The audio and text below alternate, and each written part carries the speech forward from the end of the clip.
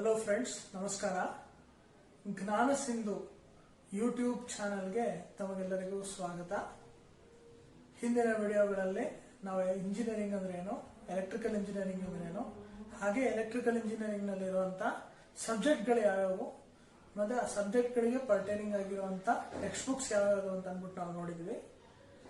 So ಇವತ್ತು ನಾನು ಒಂದು ಟಾಪಿಕ್ ಇಂದ ಸ್ಟಾರ್ಟ್ ಮಾಡೋಣ ಅಂತ ಅನ್ಕೊಂಡಿದ್ದೀನಿ. ನೆಟ್ವರ್ಕ್ ಅನಾಲಿಸಿಸ್ ಅನ್ನೋ ಟಾಪಿಕ್ ನ ಸ್ಟಾರ್ಟ್ ಮಾಡೋದಕ್ಕಿಂತ ಮೊದಲು ಆ ಒಂದು ಸಬ್ಜೆಕ್ಟ್ ನ ಹಾಗೆ ತಗೊಂಡೋಗೋದಕ್ಕಿಂತ ಯಾವ್ದಾದ್ರು ಒಂದೊಂದು ಕಾನ್ಸೆಪ್ಟ್ಗಳನ್ನ ಒಂದೊಂದೇ ತಗೊಂಡು ಅದ್ರ ಬಗ್ಗೆ ಒಂದು ಎಕ್ಸ್ಪ್ಲನೇಷನ್ ಕೊಡೋಣ ಅನ್ನೋದು ನನ್ನ ಉದ್ದೇಶ ಆಗಿದೆ. ಸೊ ಇವತ್ತು ನಾನು ರೆಸಿಸ್ಟೆನ್ಸ್ ಅನ್ನೋ ಒಂದು ಕಾನ್ಸೆಪ್ಟ್ ಇಂದ ಈ ಕ್ಲಾಸ್ ನ ಸ್ಟಾರ್ಟ್ ಮಾಡ್ತಿದ್ದೇನೆ.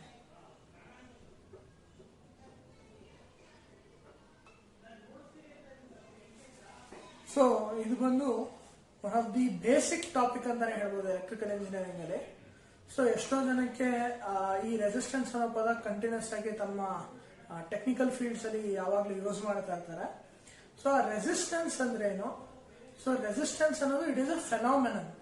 ಸೊ ಆ ರೆಸಿಸ್ಟೆನ್ಸ್ಗೂ ಮತ್ತೆ ರೆಸಿಸ್ಟರ್ಗೂ ಏನ್ ವ್ಯತ್ಯಾಸ, ರೆಸಿಸ್ಟೆನ್ಸ್ ಯಾವ ರೀತಿ ಬರುತ್ತೆ ಅನ್ನೋದನ್ನ ನಾವು ಈ ವಿಡಿಯೋ ಮುಖಾಂತರ ತಿಳ್ಕೊಳ್ಳೋಣ. ಸೊ ರೆಸಿಸ್ಟೆನ್ಸ್ ಅಂದ ತಕ್ಷಣ ಇಂಗ್ಲಿಷ್ ನಲ್ಲಿ ಆ ಪದನ ಅರ್ಥ ಮಾಡ್ಕೊಂಡ್ರೆ ಪ್ರತಿರೋಧ ಅಥವಾ ವಿರೋಧ ಅಂತ ಹೇಳ್ಬೋದು. ಸೊ ಈ ರೆಸಿಸ್ಟೆನ್ಸ್ ನಾವು ತಿಳ್ಕೊಳ್ಳೋದಕ್ಕೆ ಮುಂಚೆ ಮೊದಲು ಯಾವ್ಯಾವ ತರದ ಮೆಟೀರಿಯಲ್ಸ್ ಇದೆ ಎಲೆಕ್ಟ್ರಿಕಲ್ ಇಂಜಿನಿಯರಿಂಗ್ ನಲ್ಲಿ ನಾವು ಯೂಸ್ ಮಾಡುವಂತದ್ದು ಅಂತ ನೋಡೋಣ. ಸೊ ಎಲೆಕ್ಟ್ರಿಕಲ್ ಇಂಜಿನಿಯರಿಂಗ್ ಮೆಟೀರಿಯಲ್ಸ್ ಬಂದು ಒಂದು ಕಂಡಕ್ಟರ್ಸ್ ಅಂತ ಕರಿತೀವಿ, ಇನ್ನೊಂದು ಸೆಮಿ ಕಂಡಕ್ಟರ್ಸ್, ಇನ್ನೊಂದು ಬಂದು ಇನ್ಸುಲೇಟರ್ಸ್.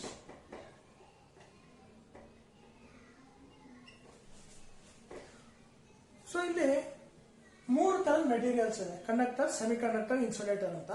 ಕಂಡಕ್ಟರ್ ಅಂದ್ರೆ ಏನು? ಯಾವ ಒಂದು ಮೆಟೀರಿಯಲ್ ನಮಗೆ ಎಲೆಕ್ಟ್ರಿಸಿಟಿನ ಕಂಡಕ್ಟ್ ಮಾಡುತ್ತೆ ಅದನ್ನ ನಾವು ಕಂಡಕ್ಟರ್ ಅಂತ ಕರಿಬಹುದು. ಸೊ ಉದಾಹರಣೆಗೆ ನಮ್ಮ ಮನೆಯಲ್ಲಿ ಯೂಸ್ ಮಾಡುವಂತ ನಾವು ಏನು ಎಲೆಕ್ಟ್ರಿಕಲ್ ವೈರ್ಸ್ ಇದೆಯಲ್ಲ ಅದರಲ್ಲೆಲ್ಲ ಕೂಡ ಕಾಪರ್ ಇರುತ್ತೆ. So copper is a good conductor ಅಂತ ನಾವು ಹೇಳ್ತೀವಿ. ಅದೇ ರೀತಿ ನಾವು ಹೊರಗಡೆ ನಮ್ಮ ಏನು ಕಂಬಗಳಲ್ಲಿ ನಾವು ವೈರ್ಸ್ ಇರುತ್ತಲ್ಲ ಅಥವಾ ಏನು ಕಂಡಕ್ಟರ್ಸ್ ಅಂತ ನಾವು ಕರಿತೀವಿ ಅದೆಲ್ಲ ಕೂಡ ಅಲ್ಯೂಮಿನಿಯಂ ಬೇಸ್ಡ್ ಕಂಡಕ್ಟರ್ಸ್ ಇರುತ್ತೆ. ಅಂದ್ರೆ ಅಲಾಯ್ಸ್ ಇರುತ್ತೆ. ಅಲ್ಯೂಮಿನಿಯಂ ಡೈರೆಕ್ಟ್ ಆಗಿ ಯೂಸ್ ಮಾಡಲ್ಲ, ಅಲ್ಯೂಮಿನಿಯಂ ಜೊತೆಗೆ ಆಲ್ ಅಲ್ಯೂಮಿನಿಯಂ ಕಂಡಕ್ಟರ್, ACSR ಅಂತ ಕರೀತಾರೆ.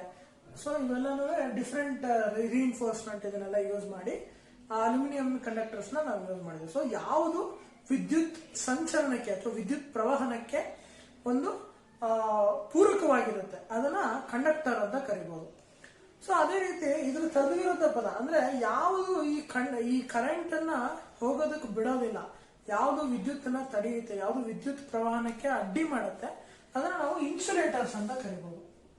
ಸೊ ಉದಾಹರಣೆಗೆ ನಾವು plastic is a very good insulator ಅಂತೀವಿ, ಮತ್ತೆ dry wood is a very good insulator, glass is a very good insulator. So ಇದೆಲ್ಲನೂ ಕೂಡ ಇನ್ಸುಲೇಟರ್ಸ್ ಅನ್ನೋ ಒಂದು ಟಾಪಿಕ್ ಬರುತ್ತೆ. ಇನ್ನು ಸೆಮಿ ಕಂಡಕ್ಟರ್ಸ್ ಅಂದ್ರೆ ಕಂಡಕ್ಟೆನ್ಸು ಇಲ್ಲ, ಫುಲ್ ಇನ್ಸುಲೇಷನ್ ಇಲ್ಲ. ಅಂದ್ರೆ ಯಾವುದೋ ಒಂದು ಹಂತದ ತನಕ ಒಂದು ಪದಾರ್ಥ ಇನ್ಸುಲೇಟರ್ ತರ ಬಿಹೇವ್ ಆಗಿ ಯಾವುದೋ ಒಂದು ಟ್ರಿಗರಿಂಗ್ ಪಾಯಿಂಟ್ ಆದ ನಂತರ ಅದು ಕಂಡಕ್ಟರ್ ಆಗಿ ಬಿಹೇವ್ ಮಾಡಿದ್ರೆ ಅದನ್ನ ಸೆಮಿ ಕಂಡಕ್ಟರ್ ಅಂತ ಕರಿತೀವಿ. ಸೊ ಬಹಳ ಫೇಮಸ್ ಸೆಮಿ ಕಂಡಕ್ಟರ್ ಪದಾರ್ಥ ಬಂದು ಸಿಲಿಕಾನ್ ಅಂತ ಕರಿತೀವಿ. ಹಾಗೆ ಇನ್ನು ಕೆಲವೆಲ್ಲ ಇದಾವೆ, ಜರ್ಮೇನಿಯಂ ಅಂತ ಬರುತ್ತೆ. ಸೊ ಇವೆಲ್ಲ ಡಿಫ್ರೆಂಟ್ ಸೆಮಿ ಕಂಡಕ್ಟರ್ಸ್. ಸೊ ಈ ಕಂಡಕ್ಟರ್, ಸೆಮಿ ಕಂಡಕ್ಟರ್, ಇನ್ಸುಲೇಟರ್ಸ್ ಇದ್ರದ್ದು ಹೇಗೆ ಬಿಹೇವ್ ಮಾಡುತ್ತೆ ಇದನ್ನೆಲ್ಲ ಕೂಡ ನಾವು ಮುಂದಿನ ಕ್ಲಾಸ್ಗಳಲ್ಲಿ ತಿಳ್ಕೊಳ್ಳೋಣ. ಸೊ ಈಗ ಸದ್ಯಕ್ಕೆ ರೆಸಿಸ್ಟೆನ್ಸ್ ಅನ್ನೋದನ್ನ ನಾವು ಅರ್ಥ ಮಾಡ್ಕೊಳ್ಳೋದಕ್ಕೆ ನಾವು ಕಂಡಕ್ಟರ್ನ ನಾವು ಮೊದಲನೇ ಒಂದು ಪಾರ್ಟ್ ಆಗಿ ತಗೋತೀವಿ.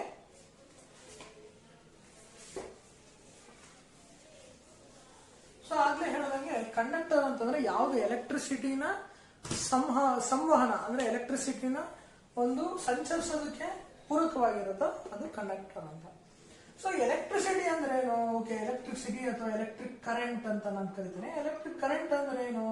ಸೊ ಇದನ್ನ ಯಾವ ರೀತಿ ನಾವು ಒಂದು ಇಮ್ಯಾಜಿನೇಷನ್ ಮಾಡ್ಕೋಬಹುದಪ್ಪ ಅಂತಂದ್ರೆ, ಒಂದು ನಾವು ಏನು ನಮ್ಮ ನಲ್ಲಿಗಳಲ್ಲಿ ನೀರು ಬರುತ್ತಲ್ಲ ಆ ನೀರನ್ನ ನಾವು ಎಲೆಕ್ಟ್ರಿಕ್ ಕರೆಂಟ್ ಜೊತೆಗೆ ನಾವು ಅನಾಲಜಿ ತರ ಮಾಡ್ಕೋಬಹುದು. ಸೊ ಏನಿದೆಯಲ್ಲ ಅದನ್ನು ಅನಾಲಜಿ ಬಂದು ನಿಮಗೆ ವಾಟರ್. ಸೊ ಇದಕ್ಕೀಗ ಒಂದು ಸಿಂಪಲ್ ಆಗಿ ಎಕ್ಸಾಂಪಲ್ ರೆಸಿಸ್ಟೆನ್ಸ್ ಅನ್ನೋದನ್ನ ಫೆನಾಮಿನನ್ನ ಅರ್ಥ ಮಾಡ್ಕೋಬೇಕು ಅಂತಂದ್ರೆ, ನಮ್ಮ ನಲ್ಲಿನಲ್ಲಿ ನೀರಿನ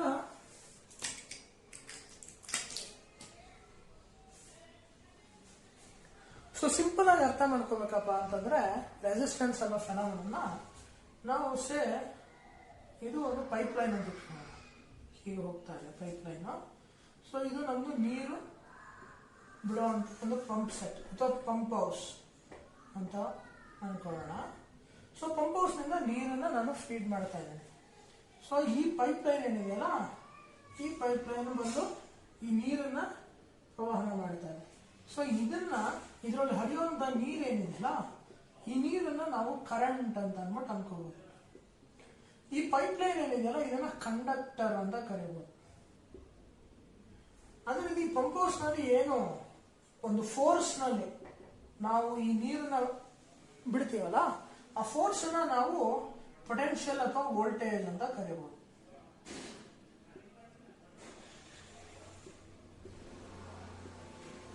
ಸೊ ಈಗ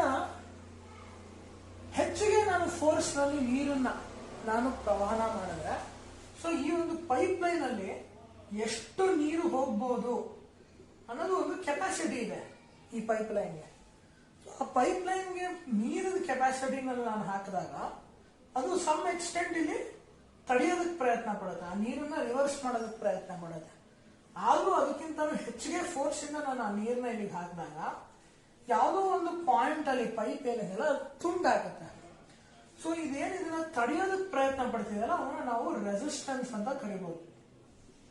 ಅಂದ್ರೆ ಅದರ ಕಂಡಕ್ಟರ್ ಏನು ನೀರಿನ ಕೆಪಾಸಿಟಿ, ನೀರನ್ನ ಏನ್ ತಗೊಂಡೋಗೋ ಕೆಪಾಸಿಟಿ ಇದೆಯಲ್ಲ, ಅದರಲ್ಲಿ ಆ ನೀರನ್ನ ಬಿಡುತ್ತೆ. ಆ ನೀರನ್ನ ಬಿಡುವಂತ ಎಫೆಕ್ಟ್ ಅನ್ನ ನಾವು ಕಂಡಕ್ಟೆನ್ಸ್ ಅಂತ ಕರೆದ್ರೆ, ಇದ್ರ ಕೆಪಾಸಿಟಿ ಮೀರಿದ ನಂತರ ಈ ನೀರನ್ನ ವಿರೋಧಿಸುವಂತ ಒಂದು ಫೆನಾಮಿನನ್ನ ನಾವು ರೆಸಿಸ್ಟೆನ್ಸ್ ಅಂತ ಕರೀಬಹುದು. ಸೊ ಈ ರೆಸಿಸ್ಟೆನ್ಸ್ ಯಾವಾಗ್ಲೂ ಕೂಡ ಕಂಡಕ್ಟೆನ್ಸ್ ನ ವಿರುದ್ಧ ಅಂತ ನಾವಿಲ್ಲಿ ಸಿಂಪಲ್ ಆಗಿ ಅರ್ಥ ಮಾಡ್ಕೋಬಹುದು. ಸೊ ಒಂದು ಕಂಡಕ್ಟರ್ ಅಂತಂದ್ರೆ ಹೆಸರೇ ಇದಿದೆಯಪ್ಪ, ಏನೋ ಕಂಡಕ್ಟರ್ ಅಂತಂದ್ರೆ ಕಂಡಕ್ಟೆನ್ಸ್ ಇದೆ ಅಂದ್ರೆ ಎಲೆಕ್ಟ್ರಿಸಿಟಿನ ಕಂಡಕ್ಟ್ ಮಾಡುವಂತ ಒಂದು ಮೆಟೀರಿಯಲ್ ಅಂತ ಇದೆ. ಮತ್ತೆ ಇಂಥ ಮೆಟೀರಿಯಲ್ ಮೇಲೆ ಯಾಕೆ ರೆಸಿಸ್ಟೆನ್ಸ್ ಬರುತ್ತೆ, ಹೇಗೆ ಬರುತ್ತೆ ರೆಸಿಸ್ಟೆನ್ಸು? ಸೊ ಅದಕ್ಕೆ ನಾವು ಈ ಕಂಡಕ್ಟರ್ದು ಪ್ರಾಪರ್ಟೀಸ್ ನಾವು ಅರ್ಥ ಮಾಡ್ಕೋಬೇಕು. ಸೊ ಇದ್ರ ಬಗ್ಗೆ 1900s ಅಲ್ಲಿ ಡ್ರಡ್ಜ್ ಅಂತ ಡ್ರೂಡ್ ಅಂತ ಬರುತ್ತೆ ಹೆಸರು. ಸೊ ಅವನು ಹಿ ಪ್ರಪೋಸ್ಡ್ ಥಿಯರಿ. ಸೊ ಅವನ ಜೊತೆಗೆ 1905 ನಲ್ಲಿ ಲೊರೆಂಟ್ಜ್ ಅನ್ನೋನು ಇಬ್ರು ಸೇರಿ ಒಂದು ಈ ಮೆಟಲ್ಸ್ ಸ್ಟ್ರಕ್ಚರ್ ಹೇಗಿರುತ್ತೆ, ಅದರಲ್ಲಿ ಕಂಡಕ್ಟೆನ್ಸ್ ಹೇಗೆ ಕ್ರಿಯೇಟ್ ಆಗಿರುತ್ತೆ ಅಂಡ್ ಅದರಲ್ಲಿ ಈ ರೆಸಿಸ್ಟೆನ್ಸ್ ಯಾಕೆ ಬರುತ್ತೆ ಅನ್ನೋದನ್ನ ಅವ್ರು ಎಕ್ಸ್ಪ್ಲೈನ್ ಮಾಡ್ತಾರೆ. ಈ ಡ್ರೂಡ್ ಮತ್ತೆ ಲೊರೆಂಟ್ಸ್ ಅವರು ಏನ್ ಥಿಯರಿನ ಪ್ರಪೋಸ್ ಮಾಡಿದ್ರು, ಯಾವ ರೀತಿ ಈ ರೆಸಿಸ್ಟೆನ್ಸ್ ಅನ್ನೋ ಒಂದು ಫೆನಾಮಿನನ್ನ ಕಂಡಕ್ಟರ್ಸ್ ನಲ್ಲಿ ಬರುತ್ತೆ, ಇದ್ರ ಬಗ್ಗೆ ಎಲ್ಲ ತಿಳ್ಕೊಬೇಕು ಅಂತಂದ್ರೆ ನಮ್ಮ ನೆಕ್ಸ್ಟ್ ವಿಡಿಯೋನ ನೀವು ನೋಡಿ. ಸೊ ಈ ನನ್ನ ಲೆಕ್ಚರ್ ನಿಮಗೆ ಇಷ್ಟ ಆಗಿದ್ರೆ ನಿಮ್ಮ ಅಭಿಪ್ರಾಯಗಳನ್ನು ಕಮೆಂಟ್ಸ್ ಬಾಕ್ಸ್ನಲ್ಲಿ ತಿಳಿಸಿ. Please subscribe to our YouTube channel Jnana Sindhu. Thanks for watching. For more updates please keep watching Jnana Sindhu. Thank you.